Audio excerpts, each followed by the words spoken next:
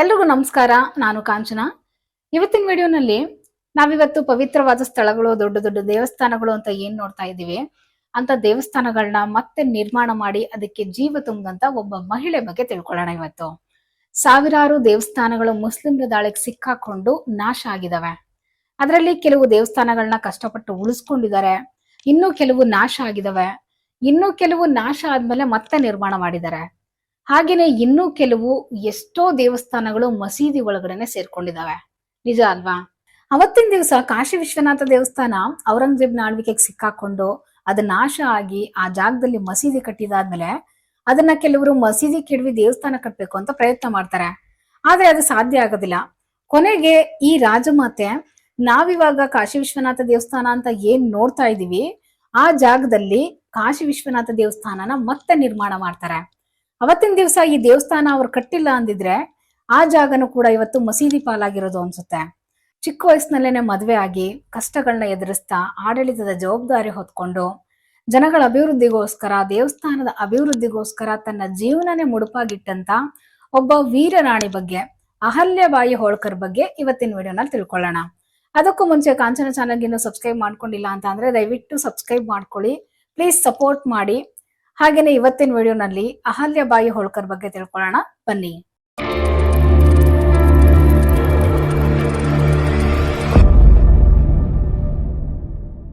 ರಾಣಿ ಅಹಲ್ಯಬಾಯಿ ಅವರು ರಾಜವಂಶದಲ್ಲಿ ಹುಟ್ಟಿದವರಲ್ಲ. ಇವರು 18ನೇ ಶತಮಾನದಲ್ಲಿ 1725ನೇ ಇಸ್ವಿನಲ್ಲಿ ಒಂದು ಸಣ್ಣ ಗ್ರಾಮದಲ್ಲಿ ಹುಟ್ಟುತ್ತಾರೆ. ಮಹಾರಾಷ್ಟ್ರದ ಜಮಖೇಡ್ನ ಚೌಂಡಿ ಅನ್ನೋ ಗ್ರಾಮದಲ್ಲಿ ಹುಟ್ಟುತ್ತಾರೆ. ಅವ್ರ ತಂದೆ ಮಂಕೋಜಿರಾವ್ ಶಿಂದೆ ಅಂತ, ಇವರು ಆ ಗ್ರಾಮದ ಮುಖ್ಯಸ್ಥ ಆಗಿರ್ತಾರೆ. ಇವ್ರ ಮಗಳು ಅಹಲ್ಯಬಾಯಿ. ಈ ಹಿಂದಿನ ಕಾಲದಲ್ಲೆಲ್ಲ ಓದೋದು ಬರೆಯೋದು, ಈ ಶಾಲೆ ಅನ್ನೋದು ದೂರದ ಮಾತಾಗಿತ್ತು ಅಲ್ವಾ? ಅದ್ರಲ್ಲೂ ಹೆಣ್ಣು ಮಕ್ಳಿಗಂತೂ ಕನಸಿನ ಮಾತಾಗಿತ್ತು ಅದು. ಆದ್ರೂ ಕೂಡ ಇವ್ರ ತಂದೆ ಅಹಲ್ಯಬಾಯಿಗೆ ಮನೆಯಲ್ಲೇನೆ ಓದೋದು ಬರೆಯೋದೆಲ್ಲ ಕಲ್ಸ್ಕೊಟ್ಟಿರ್ತಾರೆ. ಹೀಗೆ ಒಂದ್ಸಾರಿ ಪೇಶೆ ಬಾಲಾಜಿರಾವ್ ಅವ್ರ ಕಮಾಂಡರ್ ಆಗಿದ್ದಂತ ಮಲ್ಹಾರ್ ರಾವ್ ಹೋಳ್ಕರ್ ಅವರು ಪುಣೆಗೆ ಹೋಗ್ತಾ ಇರ್ಬೇಕಾದ್ರೆ ದಾರಿನಲ್ಲಿ ಒಂದು ಪುಟ್ಟ ಹುಡುಗಿನ ನೋಡ್ತಾರೆ. ಆ ಚಿಕ್ಕ ಹುಡುಗಿ ದೇವಸ್ಥಾನದಲ್ಲಿ ಬಡವ್ರಿಗೆ, ಹಸ್ತಿರೋ ಜನಗಳಿಗೆ ಊಟ ಕೊಡ್ತಾ ಸಹಾಯ ಮಾಡ್ತಿರೋದನ್ನ ನೋಡ್ತಾರೆ. ಆ ಹುಡುಗಿ ಯಾರು ಅಂದ್ರೆ ಅಹಲ್ಯಬಾಯಿ ಅದು. ಆಗ ಅಹಲ್ಯಬಾಯಿ ಒಳ್ಳೆ ಗುಣ ನೋಡ್ಬಿಟ್ಟು ಮಲ್ಹಾರ್ ರಾವ್ ಹೋಳ್ಕರ್ಗೆ ತುಂಬಾ ಇಷ್ಟ ಆಗುತ್ತೆ. ಆಗ ಅವರು ಮಂಕೋಜಿರಾವ್ ಹತ್ರ ಹೋಗ್ಬಿಟ್ಟು ನನ್ನ ಮಗನಿಗೆ ನಿಮ್ಮ ಮಗಳನ್ನ ಮದ್ವೆ ಮಾಡ್ಕೊಡಿ ಅಂತ ಕೇಳ್ತಾರೆ ಅವರು. ಆಗ ಅವ್ರ ತಂದೆಗೂ ಕೂಡ ಒಪ್ಪಿಗೆ ಆಗ್ಬಿಟ್ಟು ಮಲ್ಹಾರ್ ರಾವ್ ಹೋಳ್ಕರ್ನ ಮಗ ಆಗಿದ್ದಂತ ಖಂಡೇರಾವ್ ಹೋಳ್ಕರ್ಗೆ ತನ್ನ ಮಗಳನ್ನ ಕೊಟ್ಟು ಮದುವೆ ಮಾಡ್ತಾರೆ. ಆಕೆಗೆ ಮದ್ವೆ ಆದಾಗ ಕೇವಲ 8 ವರ್ಷ ವಯಸ್ಸಾಗಿರುತ್ತೆ ಅಷ್ಟೇ. ಆ 8 ವರ್ಷ ವಯಸ್ಸಿಗೆನೆ ಮಾಳವ ಪ್ರದೇಶಕ್ಕೆ ಸೊಸೆಯಾಗಿ ಕಾಲಿಡ್ತಾಳೆ. ನಂತರ ಅವ್ರಿಗೆ 2 ಮಕ್ಳಾಗ್ತಾರೆ, ಒಂದು ಗಂಡು ಒಂದು ಹೆಣ್ಣು ಮಗು ಆಗುತ್ತೆ.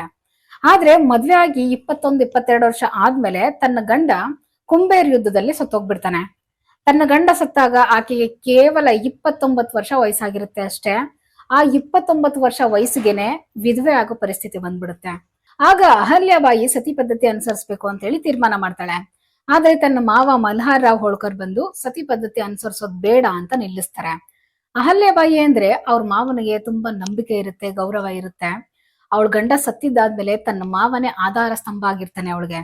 ನಂತರ ತನ್ನ ಮಗ ಸತ್ತೋಗಿದ್ದಾದ್ಮೇಲೆ ತನ್ನ ಸೊಸೆಗೆ ಉತ್ತರಾಧಿಕಾರಿಯಾಗೋದಕ್ಕೆ ಏನೆಲ್ಲಾ ತಯಾರಿ ಮಾಡ್ಬೇಕೋ ಅದನ್ನೆಲ್ಲ ತನ್ನ ಸೊಸೆಗೆ ಎಲ್ಲಾ ರೀತಿನಲ್ಲೂ ತರಬೇತಿ ಕೊಡ್ತಾನೆ. ಆದ್ರೆ ವಿಧಿಲಿಖಿತ ಬೇರೆನೆ ಇತ್ತು ಅನ್ಸುತ್ತೆ. ಯಾಕಂದ್ರೆ ಗಂಡ ಸತ್ತೋಗಿದ್ದಾದ್ಮೇಲೆ ಸ್ವಲ್ಪ ವರ್ಷಗಳ ಕಳೆದ ಮೇಲೆ ತನ್ನ ಮಾವನು ಕೂಡ ಮಲ್ಹಾರ್ ರಾವ್ ಹೋಳ್ಕರ್ ಕೂಡ ಸತ್ತೋಗ್ಬಿಡ್ತಾನೆ. ನಂತರ ಮತ್ತೆ ಅದ್ರ ಬೆನ್ನಲ್ಲೇ ತನ್ನ ಮಗನು ಕೂಡ ಅನಾರೋಗ್ಯದಿಂದ, ಆರೋಗ್ಯ ಸರಿ ಇಲ್ದಿರ ಸತ್ತೋಗ್ಬಿಡ್ತಾನೆ. ಅಷ್ಟೊಂದು ದುಃಖದ ಸಂದರ್ಭದಲ್ಲೂ ಧೈರ್ಯಗೆಡ್ದಿರ, ಬರೋ ತೊಂದರೆಗಳನ್ನೂ ಹೆದರಿಸ್ತಾ ತನ್ನ ಗಂಡ, ಮಾವ, ಮಗ ಎಲ್ರನ್ನೂ ಕೂಡ ಕಳ್ಕೊಂಡು ಒಬ್ಬಂಟಿ ಆಗಿರ್ತಾಳೆ. ಆ ಟೈಮ್ನಲ್ಲಿ ಮಾಳವ ಪ್ರದೇಶನ ವಶಪಡಿಸ್ಕೊಳ್ಳೋದಕ್ಕೆ ಬೇರೆ ರಾಜರುಗಳು ಹೊಂಚಾಗ್ತಾ ಇರ್ತಾರೆ. ಆದ್ರೆ ತನ್ನ ಸೈನ್ಯದ ಸಹಾಯದಿಂದ ಅವರೆಲ್ಲರನ್ನು ಹೆದರಿಸ್ತಾರೆ. ನಂತರ ಪೇಶ್ವೆಯಿಂದ ಒಪ್ಪಿಗೆ ಪಡ್ಕೊಂಡು ಆಡಳಿತದ ಜವಾಬ್ದಾರಿ ವಹಿಸ್ಕೊಂಡು 1767ರಲ್ಲಿ ಇಂದೋರ್ನ ರಾಣಿಯಾಗಿ ಆಡಳಿತ ವಹಿಸ್ಕೊಳ್ತಾರೆ. ಈಕೆ ಒಬ್ಬ ವೀರ ರಾಣಿ, ಒಳ್ಳೆ ಆಡಳಿತಗಾರ್ತಿ ಅಷ್ಟೇ ಅಲ್ಲ, ಒಬ್ಬ ಒಳ್ಳೆ ರಾಜಕಾರಣಿನೂ ಸಹ ಆಗಿರ್ತಾರೆ. ತನ್ನ 30 ವರ್ಷದ ಆಳ್ವಿಕೆನಲ್ಲಿ ತನ್ನ ಪ್ರದೇಶನ ಒಂದು ಚಿಕ್ಕ ಹಳ್ಳಿಯನ್ನ ದೊಡ್ಡ ನಗರವಾಗಿ ಬೆಳೆಸಿರ್ತಾರೆ. ಶಾಂತಿಯಿಂದ ಆಡಳಿತ ನಡೆಸಿರ್ತಾರೆ. ಮತ್ತೆ 30 ವರ್ಷದ ಆಳ್ವಿಕೆನಲ್ಲಿ ತನ್ನ ಪ್ರದೇಶ ಯಾವ ದಾಳಿಗೂ ಒಳಗಾಗದಿರೋ ಹಾಗೆ ಕಾಪಾಡ್ಕೊಂಡಿರ್ತಾರೆ. ಇಷ್ಟೇ ಅಲ್ಲ, ಯುದ್ಧ ಮಾಡೋ ಸಂದರ್ಭ ಬಂದಾಗ ಕತ್ತಿ ಹಿಡಿದು ಹೋರಾಟನೂ ಮಾಡ್ತಾರೆ. ಒಟ್ನಲ್ಲಿ ತನ್ನ ಪ್ರಜೆಗಳು ಚೆನ್ನಾಗಿರ್ಬೇಕು ಅನ್ನೋದೇ ಈಕೆ ಮುಖ್ಯ ಉದ್ದೇಶ ಆಗಿತ್ತು ಅಂತಾನೆ ಹೇಳ್ಬೋದು. ಹಾಗೇನೆ ಇವರು ಶಿವನ್ ಭಕ್ತ ಆಗಿರ್ತಾರೆ. ಈ ರಾಣಿ ಆಳ್ವಿಕೆನಲ್ಲಿ ಮುಖ್ಯವಾಗಿ ನೂರಾರು ದೇವಸ್ಥಾನಗಳ ಜೀರ್ಣೋದ್ಧಾರ ಆಗ್ತವೆ. ಹಲವಾರು ದೇವಸ್ಥಾನಗಳಿಗೆ ಕೊಡುಗೆ ಕೊಟ್ಟಿದ್ದಾರೆ. ಮತ್ತೆ ಎಷ್ಟೋ ದೇವಸ್ಥಾನಗಳನ್ನ ಪುನರ್ ನಿರ್ಮಾಣ ಮಾಡ್ತಾರೆ. ಪಾಳು ಬಿದ್ದಿರೋ ದೇವಸ್ಥಾನಗಳೆಲ್ಲ ಮತ್ತೆ ಕಟ್ಟಿಸ್ತಾರೆ. ಮುಸ್ಲಿಮರು ಧ್ವಂಸ ಮಾಡಿರುವಂತ ಎಷ್ಟೋ ದೇವಸ್ಥಾನಗಳನ್ನ ಮತ್ತೆ ಮರು ನಿರ್ಮಾಣ ಮಾಡ್ತಾರೆ.